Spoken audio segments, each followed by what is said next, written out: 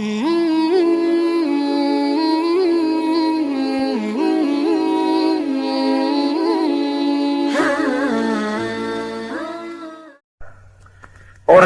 tua bijaksana yang diceritakan dalam Al-Quran, apabila mereka sudah berpikir tentang anak-anaknya, pertanyaan yang paling menggoda hati mereka tidak lain adalah ma ta'buduna min ba'di. Ini yang ditanyakan Nabi Yakub kepada anak-anaknya. Ini yang ditanyakan Nabi Ibrahim dan Nabi Ismail kepada putra-putranya. Ma ta'buduna min ba'di. Kalau ayahmu nanti tidak ada lagi, nak, apa yang akan kamu sembah?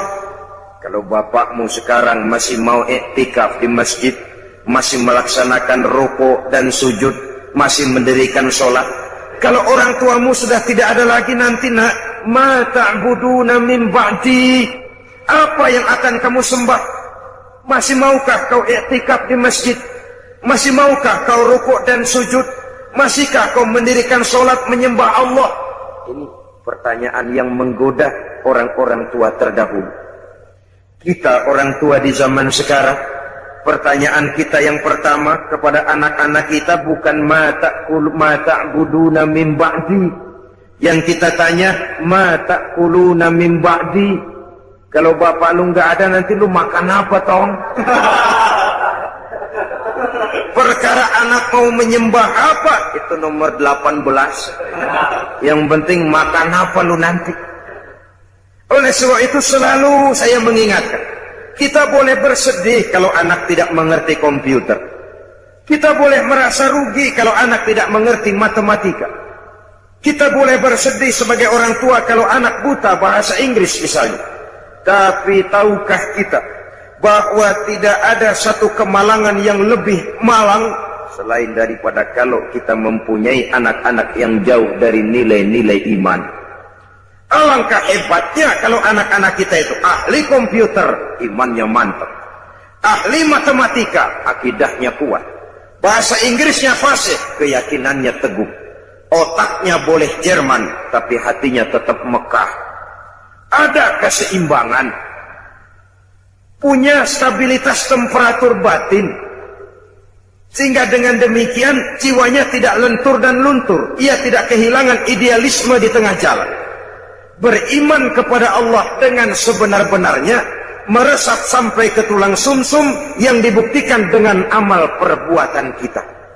Kalau sekedar beriman, sekedar berucap saja rasanya mudah. Sebab itu yang dikatakan iman yang sebenarnya itu ialah iqrarun bil lisan wa tasdiqun bil qalbi wa amalun bil arkan. Diucapkan dengan lidah, dibenarkan oleh hati, diamalkan oleh seluruh anggota badan. Maka nilai iman juga lalu bertingkat. Ada orang yang nilai imannya baru kepada tingkat iqrarun bil lisan, sekedar ucapan lidah, belum berakar ke hati. Iman yang begini nih, yang kesenggol supermi 3 bungkus amburadul.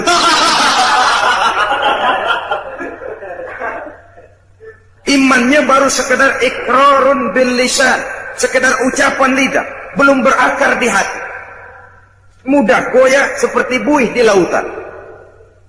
Ada yang selain sudah diucapkan oleh lidah, dimantapkan, dibenarkan oleh hati. Lidahnya mengucapkan amantu billah, saya beriman kepada Allah. Hatinya meyakinkan itu sedalam-dalamnya, tapi belum diamalkan melalui anggota badannya. Oh, saya sih biar nggak sembahyang, iman mantep mas. Mantep. Jangan coba-coba ganggu agama saya, tak celurit sampean. Sembahyang nggak, agama dihina, marah bukan main. Ya lumayan. Fanatismenya tinggi.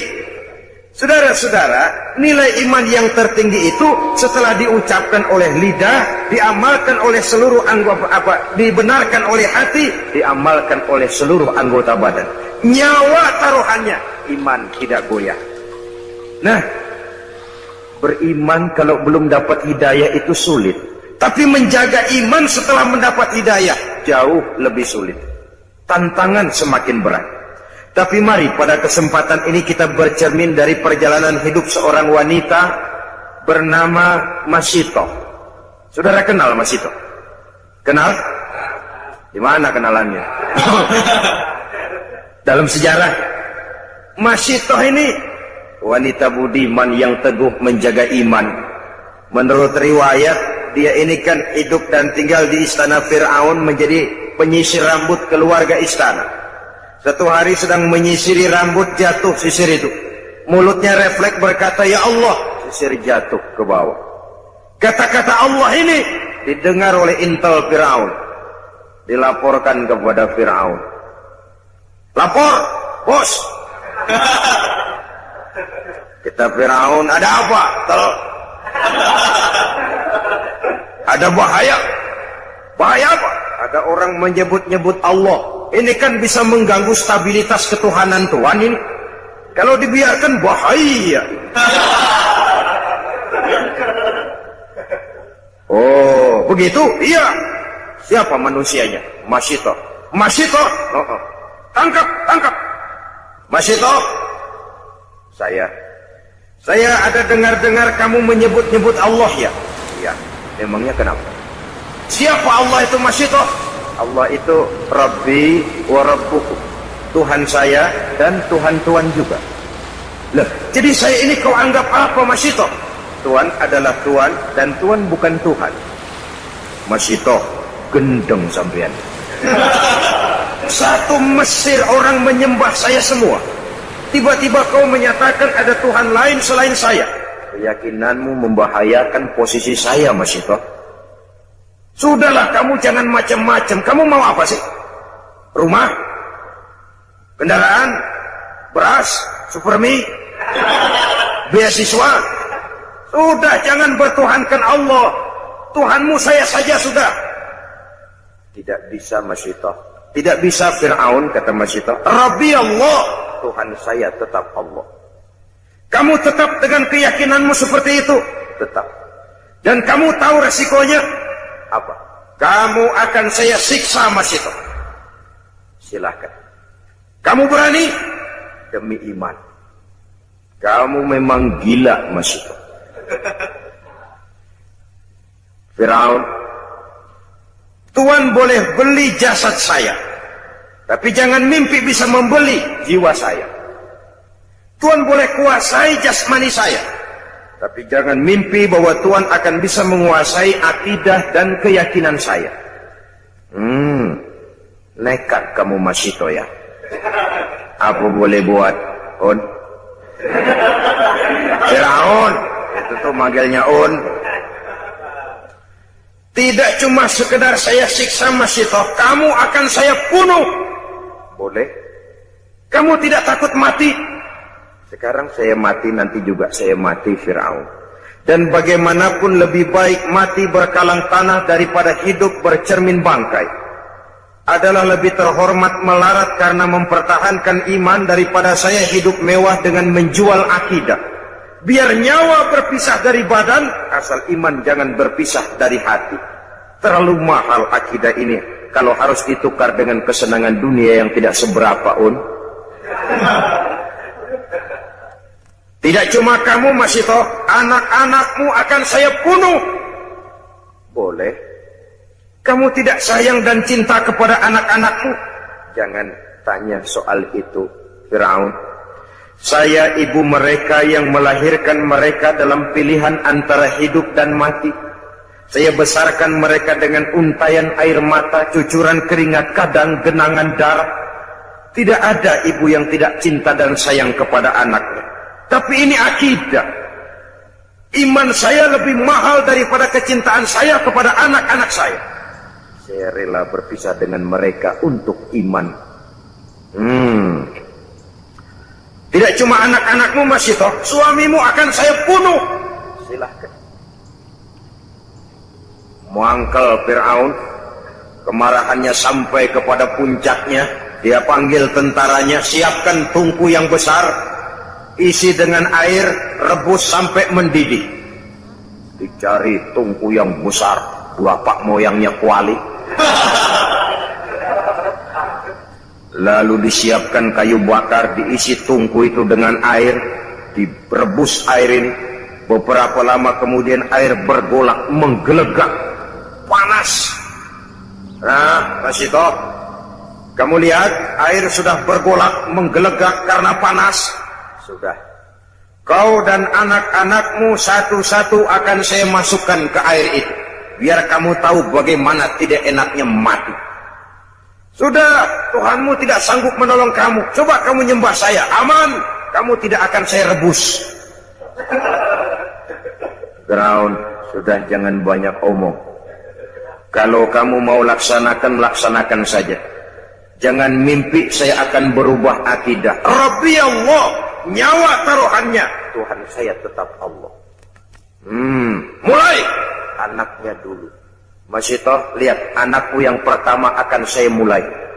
Diangkat oleh Al-Gojo, anak ini dimasukkan ke tungku yang berisi air mendidih. Bergolak air, masuk si anak ke dalam air, menggelepar, meregang nyawa. Masitoh dengan air mata berurai membasahi pipi, menyaksikan anaknya menggelepar menghadapi ajal. Selamat jalan nak, ibu sayang kepadamu, ibu cinta kepadamu nak. Tapi ini akidah, ini lebih mahal dari segalanya nak. Ibu ikhlas.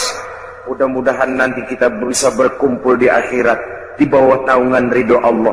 Kuatkan hatimu nak, jaga teguh iman, jangan menyembah Fir'aun. Gugur anak sebagai syahid. Anaknya yang kedua, ketiga dan selanjutnya masih toh sendiri sampai kemudian suaminya, seluruhnya gugur di air yang mendidih untuk mempertahankan iman. Kalau masih toh suaminya, anak-anaknya, nyawa taruhannya, nyawa mereka lepas dan iman tidak goyah. Adakah intan yang lebih mahal? Adakah mutiara yang lebih berharga selain daripada nilai-nilai iman ini? Tidak ada. Jikalau dia hancur, jikalau dia sudah tidak ada, apalagi yang bisa kita banggakan di dalam kehidupan. Sebab itu, satu kali la ilaha illallah. Mari kita pasang tekad sampai mati, sampai tetes darah yang paling penghabisan, tetap la ilaha illallah. Karena Islam kita hidup, untuk Islam kita berjuang, dan dalam Islam kita ingin kembali menghadap Allah Subhanahu wa ta'ala.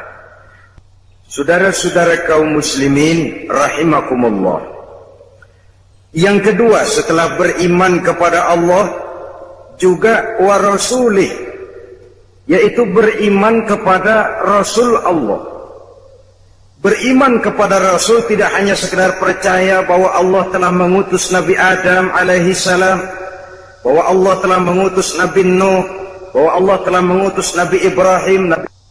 Saudara-saudara kaum muslimin rahimakumullah, seluruh Rasul yang diutus oleh Allah, yang 25 jumlahnya yang wajib kita kenal namanya itu, seluruhnya berasal dan bersumber dari satu Tuhan yang sama. Maka ajaran yang mereka bawa tentang Tuhan pasti sama. Intinya pada kalimat la ilaha illallah.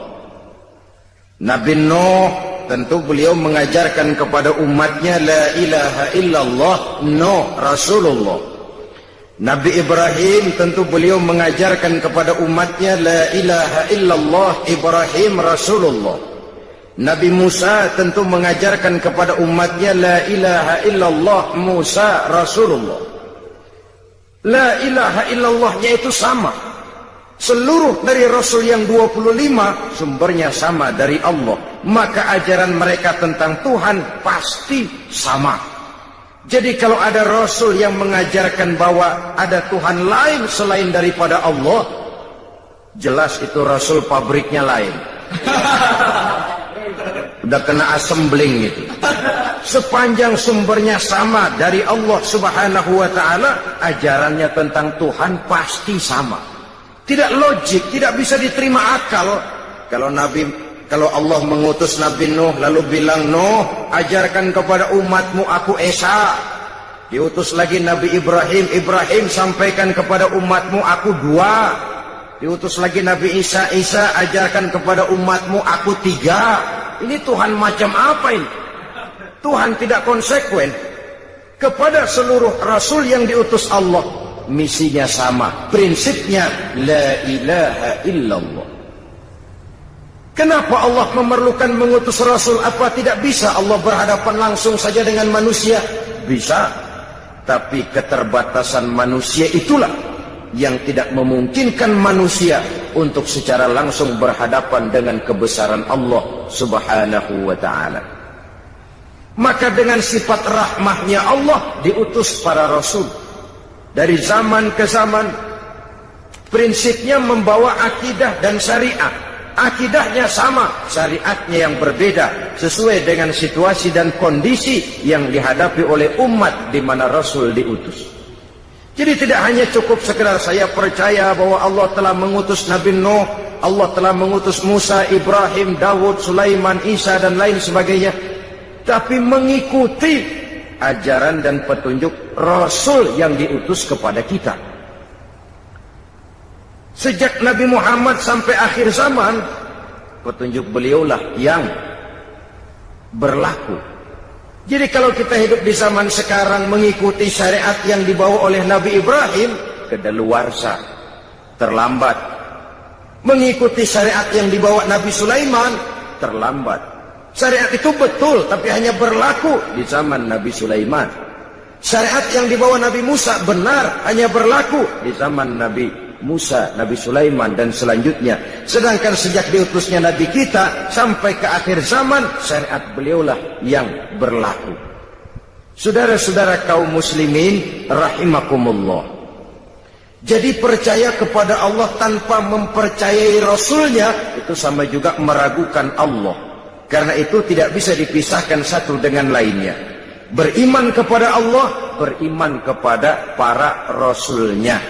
Dan sudah disepakati menurut tuntunan Al-Quran bahwa Nabi kita Muhammad sallallahu alaihi wasallam adalah Rasul terakhir yang diutus oleh Allah subhanahu wa ta'ala. Tidak ada lagi Rasul sesudah beliau. Maka di zaman sekarang, kalau ada orang mengaku jadi Rasul, biar bahasa Arabnya fasih, jenggotnya panjang, serbannya lebar, gamisnya kalah kalau Superman mah. Kalau dia ngaku jadi nabi, ngaku jadi rasul, kita umat Islam wajib untuk tidak percaya. Wajib untuk tidak percaya. Nah, ini kondisi dasar beriman kepada Allah dan Rasulnya. Sesudah itu, bisnis yang tidak membawa kerugian itu apa? Setelah beriman kepada Allah, beriman kepada Rasul dengan sepenuh keyakinan, tidak goyah walau nyawa taruhannya, tidak lentur dan luntur walaupun tubuh dicincang berkeping-keping, walaupun leher harus terjerat tali gantungan, iman tetap tangguh, setangguh batu karang di lautan. Biar tiap hari diterjang ombak, dikikis gelombang, namun dia tegak-tegar berdiri menyambut hantaman sang gelombang. Setelah itu, wa tujahiduna fi sabilillahi bi amwalikum wa anfusikum. Setelah beriman kepada Allah dan Rasulnya, engkau berjihad fi sabilillah, di jalan Allah, bi amwalikum wa anfusikum, dengan harta bendamu dan dengan dirimu, dengan jiwa dan ragamu.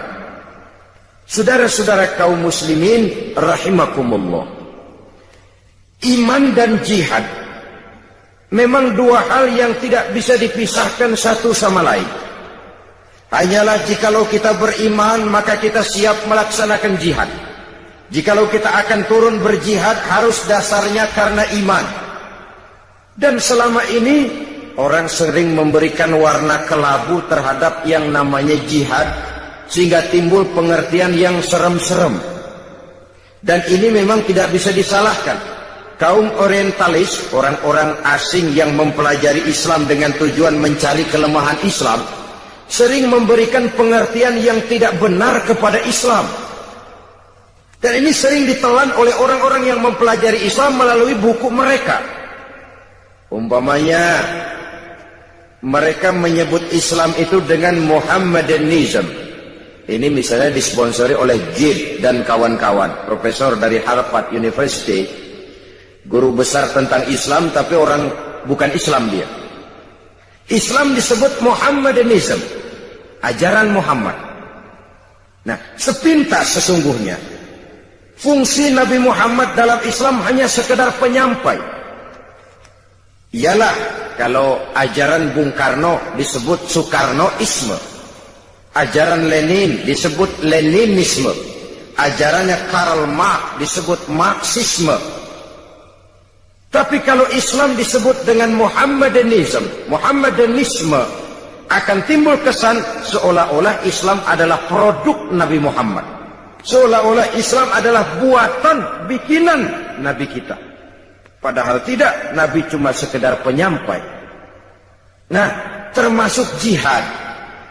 Gib misalnya, dan beberapa teman-temannya yang lain, menyebut jihad itu dengan jihad is a holy war. Jihad adalah perang suci. Sehingga konotasi jihad selalu diidentikan dengan perang. Kesan yang timbul, keras, kasar, brutal, teroris. Maka akibatnya tiap kali kita bicara soal jihad, orang a priori curiga, memandang kita dengan su'uzon. Aha, umat Islam sudah siap jihad, ngasah pedang, ngasah tombak, ngasah panah, siap bertempur ke medan perang. Bahwa perang untuk membela agama, bukan untuk memaksakan agama, merupakan bagian kecil saja dari jihad, ya. Tapi bahwa jihad bukan sekedar perang, itu harus dipahami. Jihad adalah mengeluarkan satu kemampuan maksimal untuk mencapai satu tujuan yang diridhoi oleh Allah Subhanahu wa ta'ala. Itu jihad namanya. Mengeluarkan kemampuan maksimal untuk mencapai satu tujuan yang diridhoi oleh Allah, itu jihad namanya. Bukan semata-mata perang, mencabut pedang maju ke medan perang. Mengatasi kemiskinan, mengatasi kebodohan, itu juga merupakan bagian daripada jihad. Tapi karena jihad selalu diadakan konotasi dengan perang, kesan yang timbul ya teroris, kasar, brutal, sadis. Dan itu memang sengaja ditiupkan oleh kaum orientalis, sebab mereka paling takut dengan semangat jihad daripada umat Islam ini. Oleh sebab itu, oleh karena iman dan jihad tidak bisa dipisahkan, pada kesempatan pertemuan ini saya ingin menukil apa yang dijelaskan oleh Al-Imam Al-Hafiz Zakiyuddin Abdul Azim Al-Munziri dalam kitabnya yang terkenal At-Targhib wa Tarhib. Beliau menjelaskan, inna asma darajatin fil jihad, sesungguhnya derajat jihad yang tertinggi dalam Islam. Pertama, saudara bisa lihat ini barangkali pada Targhib wa Tarhib juz 2 halaman 257. Nilai jihad yang tertinggi, pertama, muharabatil kuffar li ajli nasri dinillah, berperang melawan orang kafir dengan tujuan semata-mata untuk menolong agama Allah. Jadi menolong itu kan membela, bukan memaksakan agama, tapi untuk membela agama. Karena prinsipnya umat Islam tidak boleh mencari musuh, tapi tidak boleh lari kalau ketemu musuh. Musuh jangan dicari, ketemu jangan lari. Dalam Islam ada tuntunan tentang perang, bukan memaksakan keyakinan, tapi membela keyakinan. Pada saat agama dihina orang, pada saat agama disepelekan, pada saat umat dinistakan, di situ kita tampil. Tapi kalau tidak, kepada orang kafir kita siap hidup rukun, bergandengan, zimmi, kafir zimmi, orang kafir yang mau hidup damai dengan kita, darahnya haram, harta bendanya haram, mengganggu mereka sama dengan mengganggu Nabi. Islam agama damai. Tapi kalau agama dihina, agama dicaci maki, umat dinistakan, semangat jihad itu tampil maju ke medan perang kalau perlu, tapi tujuannya semata-mata bukan karena sentimen, tapi karena argumen. Bukan untuk mencari kemenangan, tapi untuk menegakkan kebenaran. Bukan untuk membalas dendam, tapi untuk menegakkan yang hak, membela, membantu agama Allah Subhanahu wa ta'ala. Dan ini kewajiban setiap kita. Sekarang memang kita tidak menghadapi perang Badar seperti di zaman Nabi, dengan pedang, dengan tombak, dengan panah. Tapi perang akidah kan terus berlangsung. Kalau televisi punya acara berpacu dalam melodi, kita sekarang tidak berlebihan sekali berpacu dalam agama. Perang akidah. Jikalau kita kalah, ya kita sekarang masih beriman, berakidah. Tapi generasi yang akan datang, wallahu a'lam. Semangat jihad tidak boleh lumpuh. Semangat jihad tidak boleh lentur dan luntur. Tetapi dengan batas-batas bahwa kafir itu jelas-jelas mengganggu kita. Dan itu pun tidak langsung dengan mengangkat senjata. Sepanjang kita bisa peringatkan dengan lidah, mari peringatkan. Apalagi kita tinggal di satu negara hukum, tidak boleh main hakim sendiri, saling menghormati, menjaga kerukunan. Tidak boleh menyebarkan agama kepada orang yang memang sudah beragama. Walaupun dengan dalih sosial kemanusiaan menolong orang-orang susah, tapi di belakangnya ada pamrih menyebarkan agama. Diplomasi semacam itu sebenarnya sudah kuno. Orang bersembunyi dengan topeng kemanusiaan tapi menyebarkan agama. Saudara-saudara kaum muslimin rahimakumullah, Islam sebagai agama Allah tidak mungkin hilang dari dunia. Tapi Allah tidak memberikan jaminan Islam akan kekal di negeri ini. Jikalau kita umat Islam di Indonesia tidak mau menjaga Islam ini, tidak mau berjuang dan berkorban untuk kepentingan Islam ini, tidak mau mewariskan Islam ini kepada anak-anak kita generasi yang akan datang. Jadi ini tingkat jihad yang tertinggi, muharabatul kuffar li ajli nasri dinillah. Berperang melawan orang kafir dengan tujuan membela, menolong agama Allah.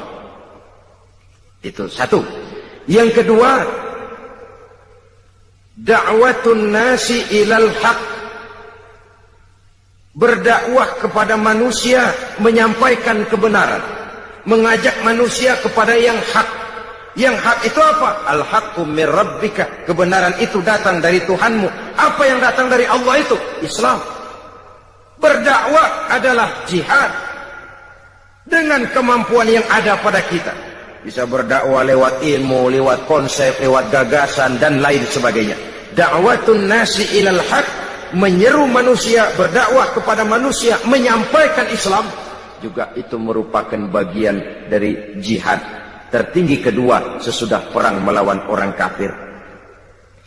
Yang ketiga, mujahadatun nafsi bittahalli bil makarim wa takhalli 'anir razail. Jihad ketiga yang tertinggi, berjihad melawan hawa nafsu dengan menghiasi diri dengan sifat-sifat yang terpuji dan mengosongkan diri dari sifat-sifat yang tercela. Itu jihad melawan nafsu, mengosongkan diri dari akhlak yang tercela, menghiasi diri dengan akhlak yang terpuji. Bagaimana kita berjuang menghilangkan hasud, sum'ah, riya, takabbur, ujub dan lain sebagainya. Lalu bagaimana menghiasi diri dengan sabar, tawadhu, qanaah, ikhlas, yakin dan lain sebagainya. Itu juga merupakan jihad.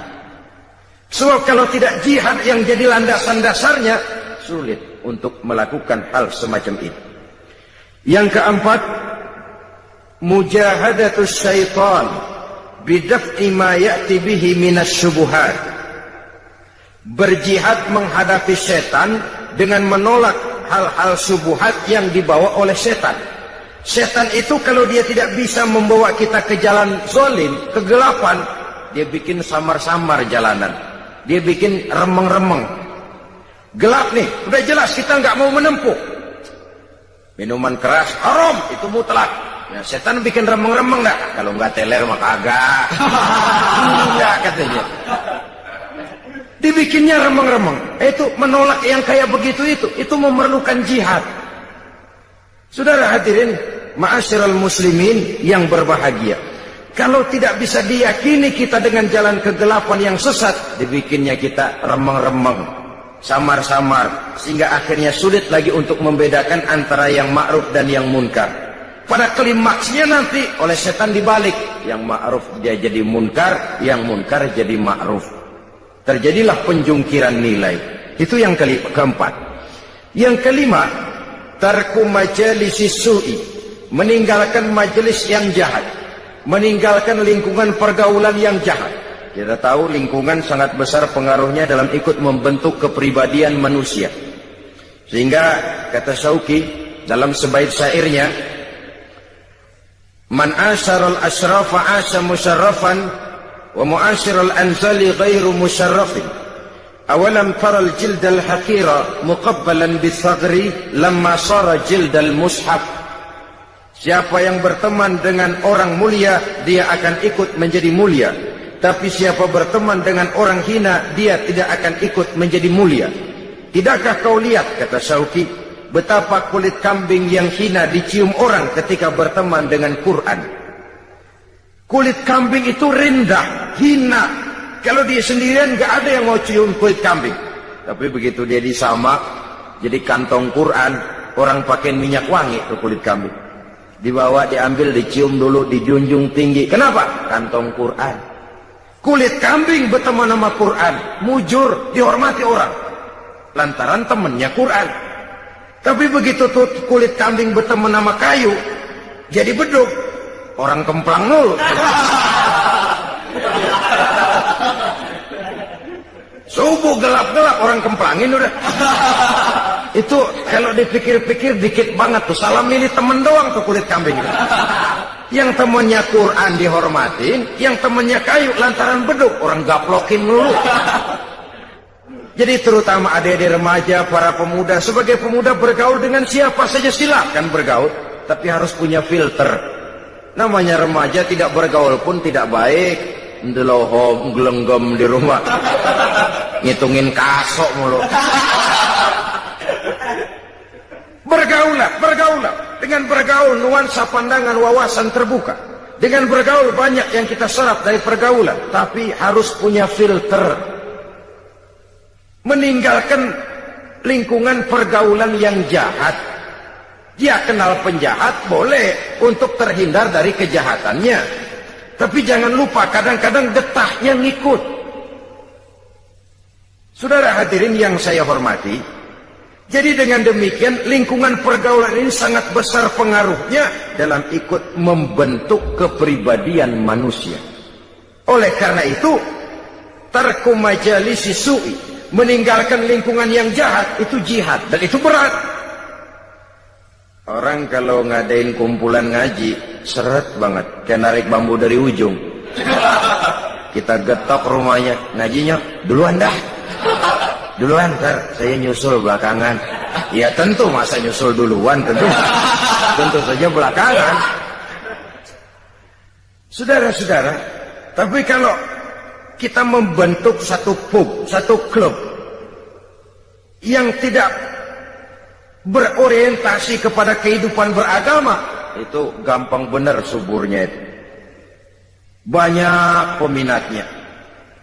Tapi kalau sudah namanya majelis taklim atau kegiatan sosial menyantuni yatim piatu, peminatnya rasanya langka, seret. Coba adakan pengajian. Kadang-kadang yang datang dari itu ke itu juga. Tapi begitu pengajian bikin piknik, 2016 yang dapat. Banyak bukan main. Ini kan apa yang disabdakan Nabi. Zuyyina apa? Huffatil jannatu bil makarih wa huffatin naru bisyahawat. Bahwa surga dan jalan yang menuju ke surga dikelilingi oleh hal-hal yang tidak menyenangkan. Sebaliknya, neraka dan jalan yang mengarah kepada neraka diliputi dengan hal-hal yang sangat menyenangkan. Karena itu ini juga merupakan jihad. Meninggalkan lingkungan jahat. Sebab lingkungan yang jahat itu magnetnya kuat sekali. Dorongannya kuat sekali. Ya kadang-kadang karena gengsi, masa anak muda kayaknya nggak bisa teler, kayaknya kuno banget. Nah, orang sangar semacam ini lalu mencoba ikut-ikutan untuk ya menikmati, setidaknya pernah ngerasain teler begitu, nggak ketinggalan zaman. Ini juga memerlukan jihad. Karena itu saya titipkan sekali lagi, bergaul dengan siapapun persilahkan. Tapi harus punya filter, karena lingkungan pergaulan sangat besar pengaruhnya dalam ikut membentuk watak dan kepribadian manusia. Tidak mustahil orang yang lingkungannya baik-baik, tapi karena terpengaruh oleh pergaulan yang tidak baik, berubah jadi tidak baik. Di kampungnya mas santri, datang ke Jakarta pakai peci, sarungan, assalamualaikum, kena aja angin Jakarta, lepok. Celeng, saudara-saudara. Maklum angin Jakarta ini panas. Jadi dengan demikian, yang kelima, meninggalkan lingkungan yang jahat. Yang keenam, yang masuk bagian daripada jihad itu, al-iqbalu 'alan nasihati wal 'amalu biha. Menerima nasihat dan mengamalkannya, itu juga jihad. Dan itu berat. Apalagi kalau nasihat itu kira-kira ngetok jidat kita. Itu berat loh nerimanya. Orang bilangin, kamu ini punya penyakit hasut. Kita memang punya penyakit itu, tapi kadang-kadang harga diri kita yang muncul. Tapi jadi gua lu bilangin. Tuan gua sama lu. Tuaan katanya. Apalagi yang bilangin anak baru kemarin, lu ngasih tahu lu sunat, gua yang mangkuk lu. Gengsi yang lalu timbul. Menerima nasihat dan mengamalkannya secara ikhlas itu berat, karena itu mengakui kekurangan diri. Sehingga Nabi pesan apa? Tuba liman syaghalahu aibuhu an uyubin nas.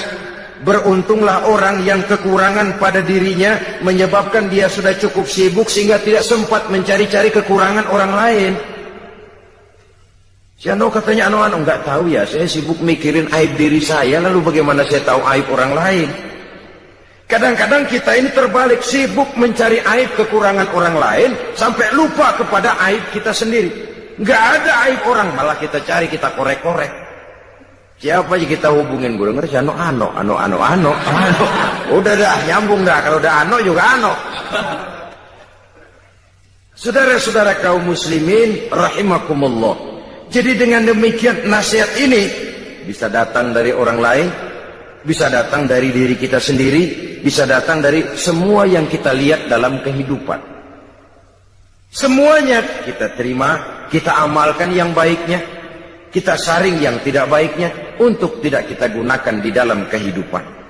Jadi dengan demikian termasuk memerangi kemiskinan, memberantas kebodohan, jihad, menyantuni yatim piatu, jihad, mengembangkan majelis taklim, jihad, memakmurkan masjid, jihad. Kata-kata jihad itu sangat luas. Bahkan istiqomah dalam beribadah kepada Allah Subhanahu wa ta'ala juga merupakan jihad. Nah, kalau demikian halnya, apa alat yang dipakai untuk melaksanakan jihad? Pertama amwal, yang kedua anfus. Dengan segenap harta bendamu dan dengan jiwa dan ragamu. Harta benda ini, jiwa raga ini siap kita gunakan untuk jihad fisabilillah. Dalam artian yang seluas-luasnya, bukan dalam artian yang sempit. Harta barulah berfungsi sebagai harta kalau dia menjadi alat jihad kita, menunjang jalan untuk menuju ridho Allah Subhanahu wa ta'ala. Lagi pula apa sih yang kita miliki dalam arti mutlak di dunia ini? Kita cuma sekedar hak guna pakai. Harta itu titipan. Kita kumpulkan sebanyak-banyaknya sesuatu yang kita tidak akan bawa pulang ke alam barzakh nanti. Kita sibuk menghalalkan segala cara. Kalau perlu 7 turunan kita tidak ingin miskin. Tetapi kita sadar itu tidak akan kita bawa nanti ke alam barzakh. Itu semua cuma sekedar hak guna pakai, hak mutlak hanya untuk Allah Azza wa Jalla. Harta dan diri, jiwa dan raga sepenuhnya sudah kita kontrak, sudah kita adakan satu transaksi dalam bisnis ini untuk kita gunakan sebagai jihad di jalan Allah Subhanahu wa ta'ala. Satu kali bisnis ini sudah kita tujukan kepada Allah, jangan berbisnis kepada yang selain Allah. Amwal dan anfus, harta dan jiwa dan raga, seluruhnya sudah kita transaksikan kepada Allah Subhanahu wa ta'ala. Itulah saham kita, amwal dan anfus. Kalau itu tidak kita salurkan di jalan Allah, kita tidak akan punya saham untuk kehidupan di akhirat nanti. Saudara-saudara kaum muslimin rahimakumullah. Lalu diakhiri ayat ini dengan pernyataan Allah, "Dzalikum khairul lakum in kuntum ta'lamun, yaghfir lakum dzunubakum wa yudkhilkum jannatin tajri min tahtihal anhar." Jikalau itu semua kamu laksanakan, kamu beriman kepada Allah dan Rasul-Nya, kemudian kamu berjuang di jalan Allah dengan harta bendamu dan jiwa ragamu, yang demikian itu lebih baik bagimu kalau kamu mengetahuinya.